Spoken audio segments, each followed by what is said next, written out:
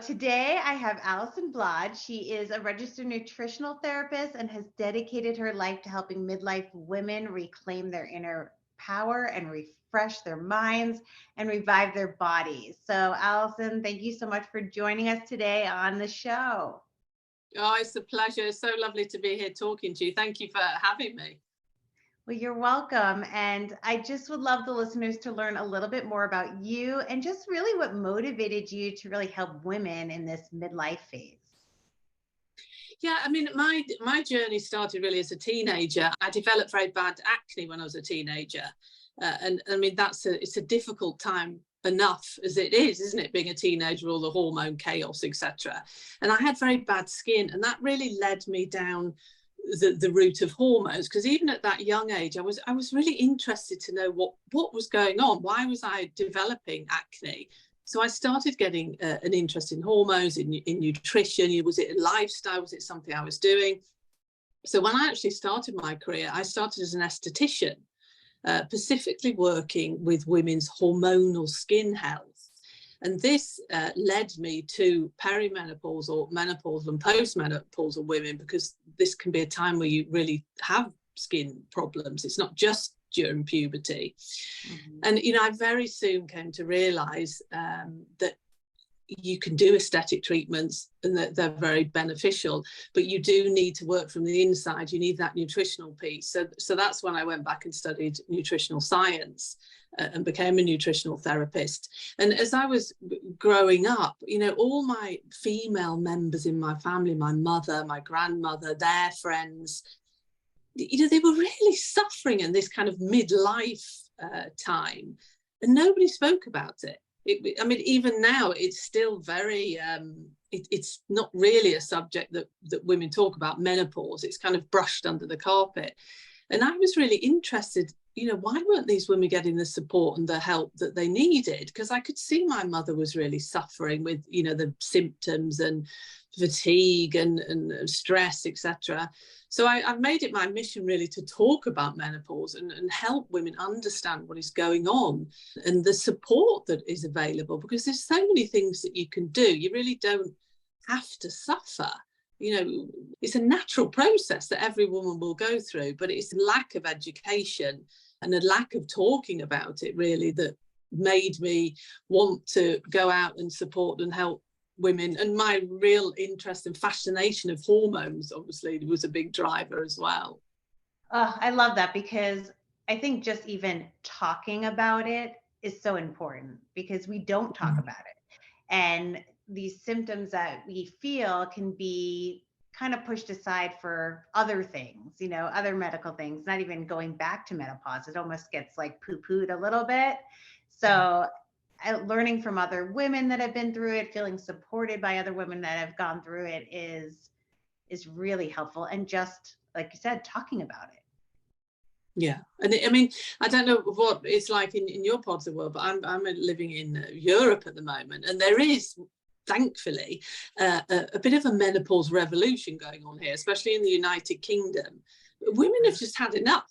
And they're really kind of like, no, we want support and we're going to talk about this. A lot of celebrities have got behind it. They've done documentaries on television. There's a lot of books coming out.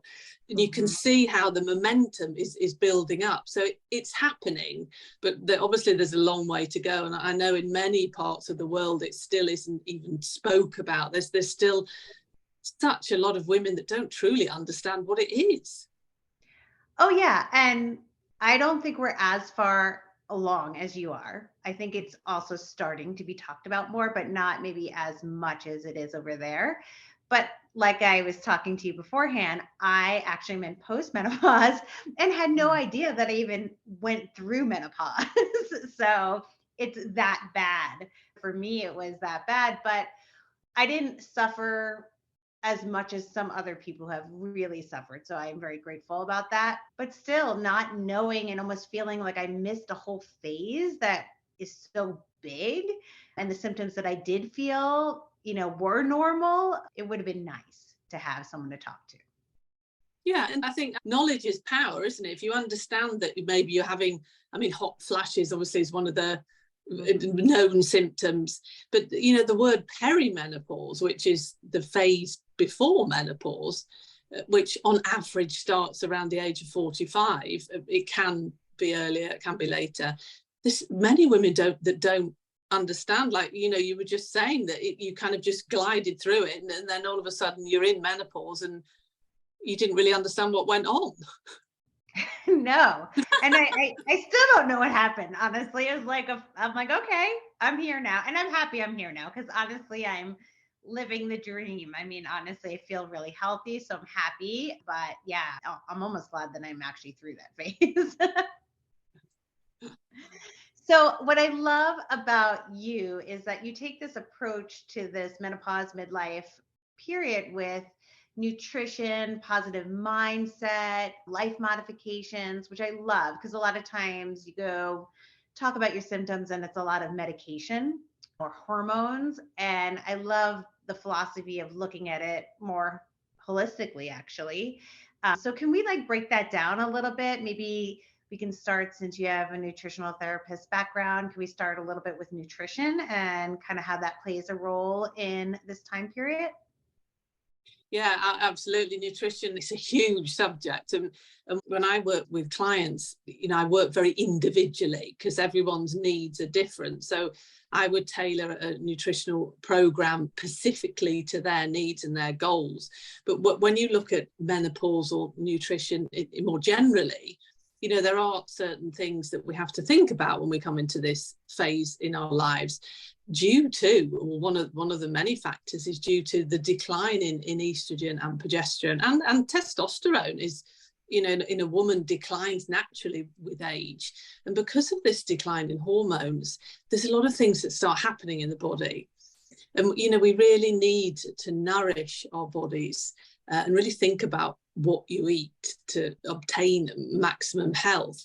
And, you know, what I say is you can't get away with eating and behaving like you did when you were younger, because you just feel it. You just can't. Unfortunately, you have to take better care of yourself. And because of the decline in these hormones, women are at higher risk of osteoporosis, cardiovascular disease. There's a lot of research now going on. Maybe there's nothing final, but there could be a link between deterioration or decline in estrogen and dementia. There's a lot that goes on with metabolism. So estrogen is a mother hormone. It is not just a sex hormone. It's so important for virtually every bodily system. So we have to think of nutrients. So when we're thinking about diet and menopause, the one thing that you really should focus on, and I know this isn't easy, I totally appreciate this in the food environment that we live in at the moment, but really try to avoid or reduce all the ultra processed foods that you're eating, because there's many things that happen in the body. You could do a whole podcast on it, but yeah, they cause inflammation. They're very high in sugar. They're high in damaged fats. And with the decline in estrogen in your body, you're already a little bit more sensitive. And estrogen, it has an anti-inflammatory effect on the body. So when that declines, your body becomes inflamed. And if you're eating all this rubbish food, for want of a better word, you're just going to stimulate everything negatively. And it's been shown in research that it makes your menopausal symptoms worse. You know, if you've got a really high sugar, ultra processed foods diet, your experience of menopause will most likely be worse than somebody that eats whole foods. So it's you just have to give that little bit of extra time and, you know, make food from scratch. And it doesn't have to be complicated. You know, just buy whole foods. Don't buy packaged foods that have got a list of 20, 30 ingredients that, you know, half of them you don't even know what they are. The whole foods like broccoli, vegetables, fruit, you know, if you're a meat eater, you know, a piece of chicken or tofu or whatever, but something that you recognize what it is, that would be so beneficial for your menopausal health. Because we also have to think of blood sugar balance, and blood sugar, as we go through perimenopause and menopause, you can become what we call less sensitive to insulin. Now, insulin is a hormone, And this enables our body to utilize glucose, which is the energy that we need to function. And when you're in perimenopause and menopause, it can happen if you have this high sugar diet that your body doesn't react to insulin like it should. And then that can lead to something that we call insulin resistance. Mm-hmm. And if you don't really take control of that, you know, the next stage from that is diabetes 2. So eating high sugar diet full of refined carbohydrates that just shoot your blood sugar up are very detrimental for health. So you really need to take that piece and think about, just be mindful of what you're eating. You know, I think I was liking it to what my grandmother ate. I mean, there weren't any of these packaged foods then. She would just eat what she would call food. Now we call it organic, don't we, food? Because now we spray everything with chemicals. But when she was growing up, that didn't even exist.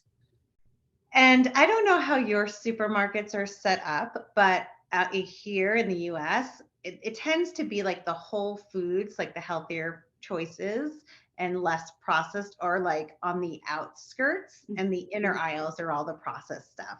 So one doctor once had said to me, he's like, just shop on the outside. Don't even go on the inside aisles. I mean, which is hard because all the good stuff is on the inside, but it does save time, and you do tend to be more like fruits, vegetables, meats, you know, dairy, and done. You know, that's what's on the outside. Yeah, it's true here, actually, in Europe, that they're set up the same way. You know, none of us are perfect, are we? Now, I am totally realistic. You know, life, we're not going to be able to be perfect and completely cut out refined, ultra-processed refined foods. But if you don't buy them and have them in your house, then you're not going to be so tempted to eat them. So just like you say, go around the outskirts of the food store. Don't even go in that middle bit where you've got all your sugary refined foods. Don't have them in the house. Just don't buy them. Yeah, or just go in, but go in with intention, like versus just shopping, because that's when you're like, oh, I'm going to grab this and oh, that looks so good, or the kids would love this. So yeah, go in with intention. Like, I'm just going to go down that aisle and grab this one thing.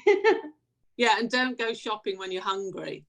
Yeah, it's terrible. Could you also touch on, there is this midlife weight gain. Is that correct? I mean, like, we can gain weight at any time, but there is something about this hormonal change that does affect like that weight gain that we gain. And I mean, my body personally is starting to look like my mom's. I mean, I love my mom dearly, but I can see it happening. And I'm just curious about how that works, what's going on there.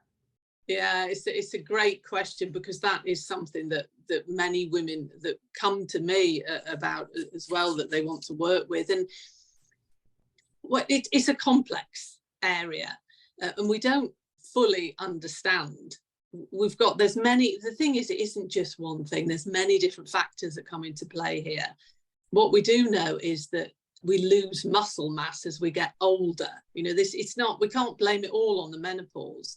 And muscle, we really need to keep our muscles, because muscles are like energy burners. So if you have your muscle, you will automatically use more energy. So, you know, what you eat will be burnt as energy more. So you really need to work on muscle mass. And because of the decrease in muscle mass as we age, you know, that's one of the factors that come into play, that we gain weight. Another big area is that we tend to we go from a pear shape to more of an apple. You know, you gain the weight around the tummy area. There's a bit of a shift going on there. One of the factors that comes into play with that is that when you're in perimenopause, you can testosterone can become more dominant. And that can have an effect on where you store fat. But that is very common in women as we age, that we do get this like kind of tire, like a muffin top around the middle area. It's also can be due to hormones, that we collect the fat around that area. But one really big thing about weight gain is stress. And when I work with clients, you know, most people when they come to me are very stressed and very overwhelmed.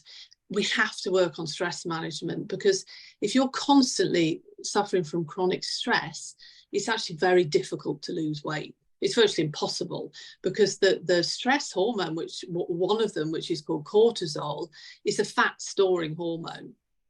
So it's that everyday chronic stress, which it seems like in society today that we're all stressed all the time. So you've got this constant level of cortisol in your blood. And when you have that stress hormone, it's sending a signal to your body, oh, you're going to have to run away from danger, store energy, store fat. So you don't burn fat, you will store it. Because we've progressed so much as human beings, but our bodies haven't really, we're still living hundreds of years back in time. We haven't really caught up with today's society.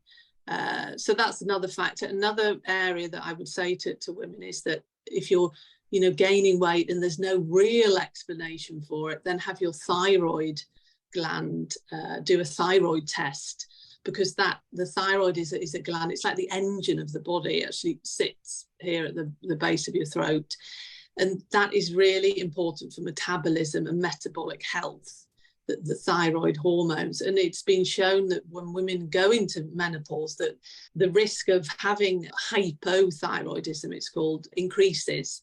So thyroid is key for weight management. So you can just have a blood test done at your doctor's that would be able to look at the levels of your thyroid hormones. Sleep is a big area with weight management. If you're not sleeping, which can happen during menopause, you can have real problems sleeping. That just sets off a whole, row of different problems regarding weight gain. One of them to do with if you're tired, you crave carbohydrates. Your body's not stupid. It's tired, it needs energy. So the day after, you will really crave carbohydrates. And unfortunately, you'll crave what we were talking about, the ultra processed quick carbohydrates that go straight into the bloodstream. Mm-hmm. And another really interesting thing about sleep is that, if you are tired and you're not sleeping, it can have an effect on your hunger hormones. So we actually have hormones that regulate our hunger, one in particular called ghrelin. And ghrelin is the hormone that really, tells your body to eat. It's like that growling in your stomach, when you're hungry. And lack of sleep and due to hormonal changes during menopause can kind of like upset the hormone balance. And it can make you feel like hungry. A lot of women say, I just feel hungry all the time. It doesn't matter how much I eat. And that is due to the hunger hormones, menopause, and it can also be made even worse if you're not sleeping properly. And then we have to think about portion size. Because of your metabolism, because of the menopause, and also the aging process, we can't eat the same amount that we ate when we were in our 20s and 30s. Unfortunately, you have to think about how much am I eating. It's mindful eating, eating nourishing foods that give you all the nutrients that you need in the right amounts, and eating a balanced plate. But I mean, weight management is very individual what works, but I think what we have to remember as women as well is that, if you are on a weight management journey, it's a lifestyle change. There are no quick fixes, unfortunately. And, we see in research that all these fad diets, I mean, there's hundreds of them. Long term, they don't work because they're unrealistic, and you can't starve yourself and then start eating normally again. If you do that, you normally will put the weight back on that you lost and even more. Mm-hmm. So it's about eating whole foods in balance as a lifestyle change, not just quick fatty diets, because they don't work long term. Yeah. And I'm hearing that there's definitely some hormone levels that we can check through blood tests, but is there some nutritional foods that specifically you would add if you have some of these hormones that are off, whether it's the imbalance of your estrogen, testosterone level. Are there specific foods, or you're just saying like the whole foods are the ones that are just, if you stick with those, that'll also help balance your hormones as well? Yeah, I mean, that is totally correct. What you just said, you know, eating whole foods works wonders for overall health and for hormonal balance. But specific things that we need to think of as women for hormonal balance is, you know, things like we need fiber. It's crucial. And your cruciferous vegetables, so like cabbage, cauliflower, broccoli, are really necessary for when we're in perimenopause, we can be estrogen dominant. And we need fiber to eliminate and detoxify estrogens from the body. Either your body, if you haven't got a good digestive tract and you're not eliminating regularly, your body will reabsorb these hormones. And when they're reabsorbed, they're not like the nice estrogens. They're not, we don't want to reabsorb them. So fiber is crucial for menopausal women. And it's in vegetables, cruciferous vegetables in particular, are great for fiber, and you know, whole grains. Another interesting area for menopause is something called phytoestrogens, and phytoestrogens are basically plant estrogens, and they've been shown to help. They also contain lots of fiber, so they're really great for that, but they've been shown to help in the reduction of menopausal symptoms. And it's a similar chemical structure to our own body's estrogen, but it isn't. But they can have estrogen-like effects on the body. So they can really help with menopausal symptoms. And they're really healthy. I mean, it's a plant nutrient. Things like flax seeds, for example, are a great form of phytoestrogen. If you're going to eat flax seeds, make sure you crush them or soak them, because if you just eat them as they are, they just go straight through you. So you do need to either crush them or soak them. Things like soya products contain phytoestrogens. And then fruits, you know, berries, dried fruits. It's in virtually all plant products. There's just in soya and flax seeds, there's quite a high percentage of phytoestrogens. And then another key area for menopausal health is to look after your gut bacteria. Interestingly, there's a gut bacteria called the estrobolome, it's called. And the estrobolome is, this has been coming out through research, it's a specific group of what we call our gut bacteria that helps in the elimination and the balance of estrogen in the body. The microbiome is our gut bugs, basically, and they're so needed for overall health, not just for menopausal health, but for health in general. And these can really help with hormonal balance. And it's eating fermented foods contains these good gut bacteria, sauerkraut, kimchi, you know, all your fermented vegetables, kombucha, kefir. They contain all these wonderful bacteria. And eating a high fiber diet can really help to feed these gut bacteria, the bacteria which they really like. You know, it's like I liken it to looking after a garden. You know, you have to feed your gut bugs and look after them so they thrive. I love this because it just makes so much sense, and it's also natural and easy. You just go to the supermarket or grow a garden and you've got what you need, right? Doesn't have to be complicated. Doesn't have to be complicated, no. So I hear a lot of lifestyle things that are also important. Sounds like sleep is important for sure, decreasing stress. What are some lifestyle changes or modifications that you recommend for your clients? Yeah, I mean, as we spoke about, stress is a huge thing, and that, you know, you really have to prioritize your own well-being. You know, and it's all very easy for us to say I haven't got time, but you just have to make time, because, you know, if you're not healthy and you're stressed all the time, you will eventually become ill or you'll burn out. So you just need to, even if it's just, what I say to clients is just 10 minutes a day.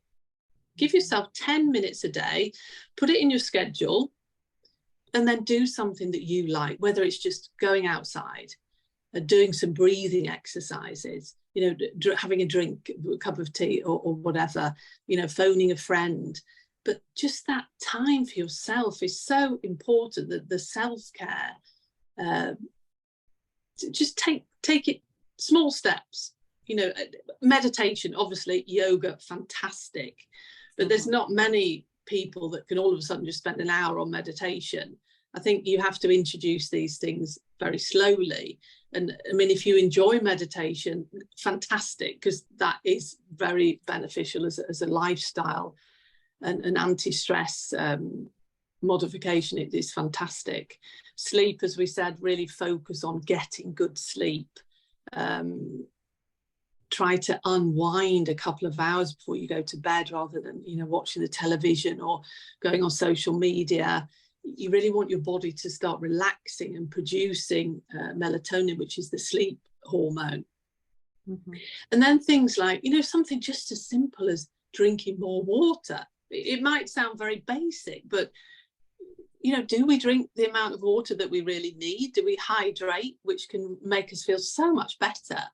And then obviously exercise is really important. Movement. It doesn't have to be going to the gym for an hour every day. It's just moving your body, going for a walk, doing something that you enjoy doing. And as we were saying earlier, because of, we lose muscle mass, it's really important that you lift things. We have to keep our muscles and bones strong. So just make sure you're lifting something. It's so important for women as we get older to do strength training. I really can't emphasize it enough on that, because osteoporosis and weak bones, it's kind of like this silent disease, because you don't really know you've got porous bone until you fall over, and you maybe get a fracture or something.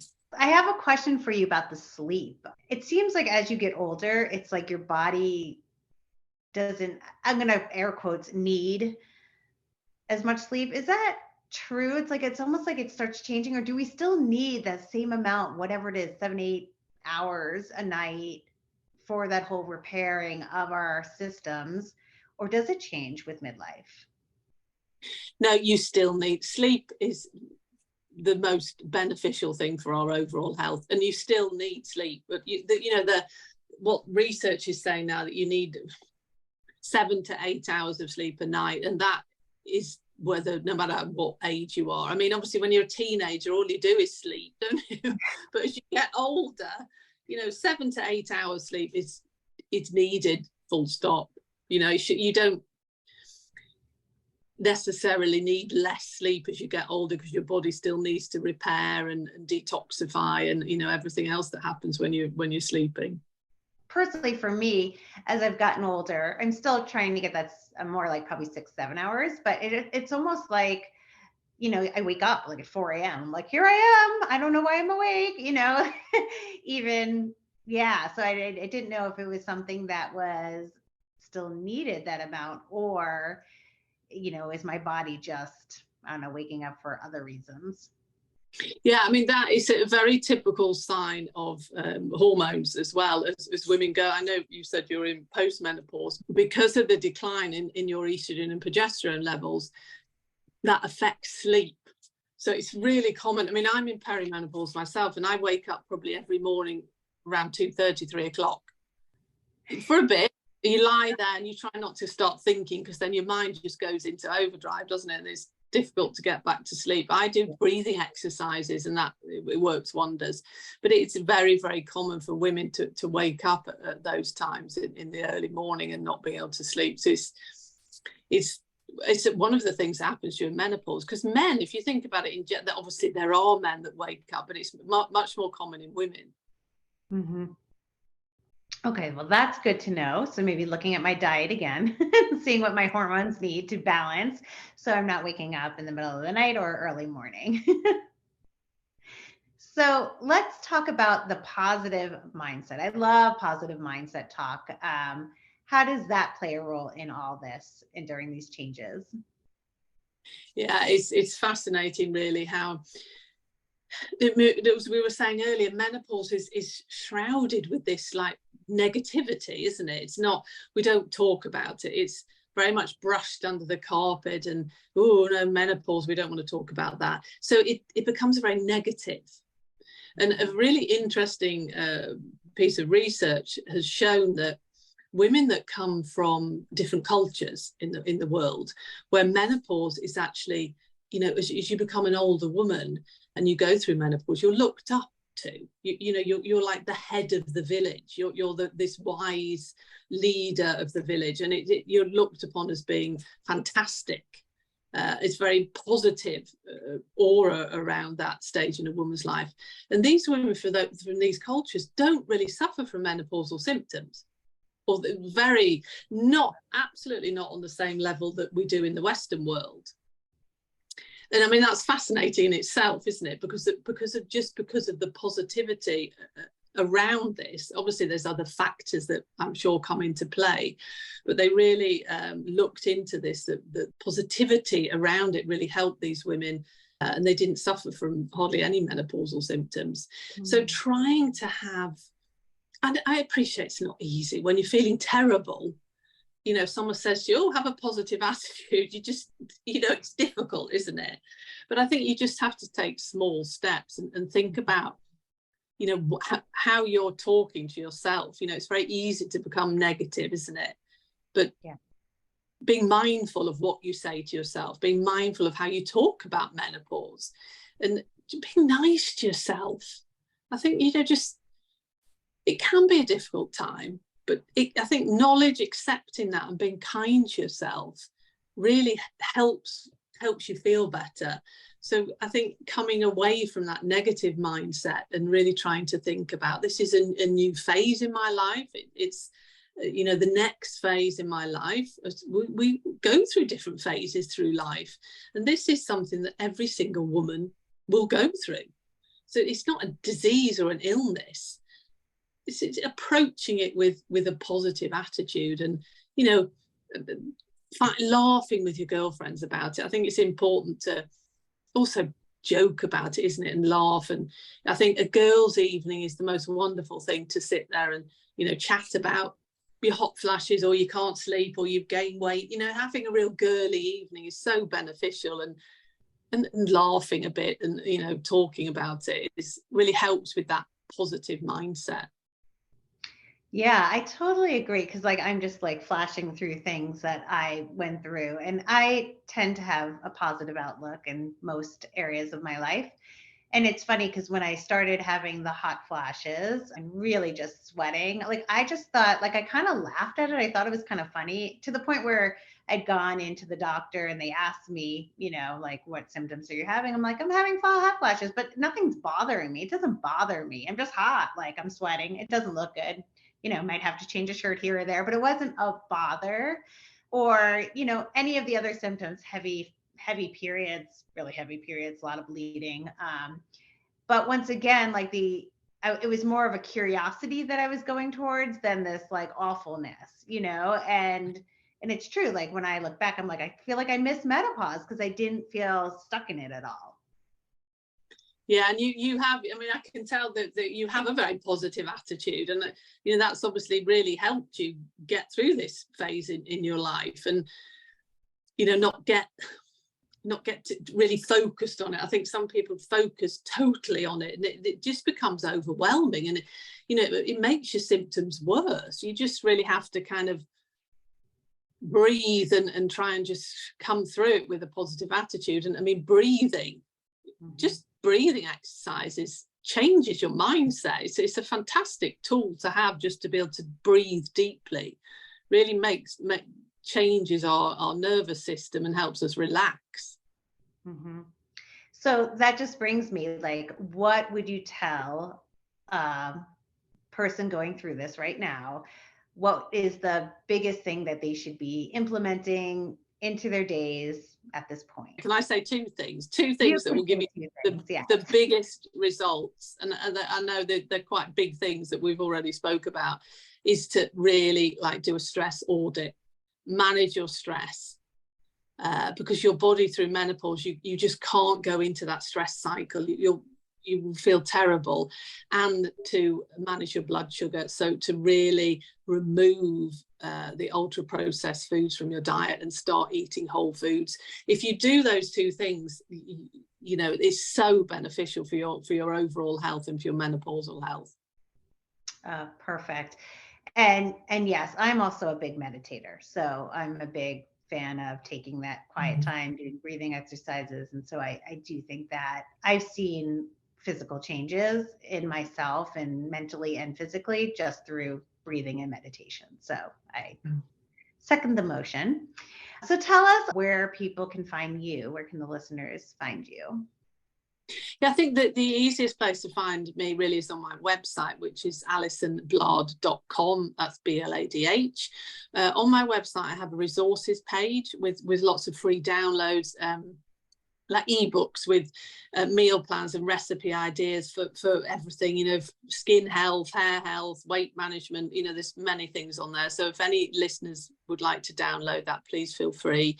And then I'm on all social media platforms that you can find all my social media links on my website under the contact details there. And if anyone has any questions, please feel free to drop me an email. Is there anything else that you want the listeners to know? I think, but one key thing that I always like to say is don't worry about aging. You know, aging is a privilege that's denied to many. You know, if you're privileged enough to age and go through menopause, then rejoice and enjoy the next 30 plus years of your life. Don't live in regret and worry about aging. Yes, because every phase has its own beauty to it. So I love that. Thank you so much for joining us. And your information is so incredible. And I just love how holistic it is. And that just by eating certain foods, changing our lifestyle, and that positive mindset, like it can really change this phase of our life. So thank you. No, it's a pleasure. Thank you so much for having me.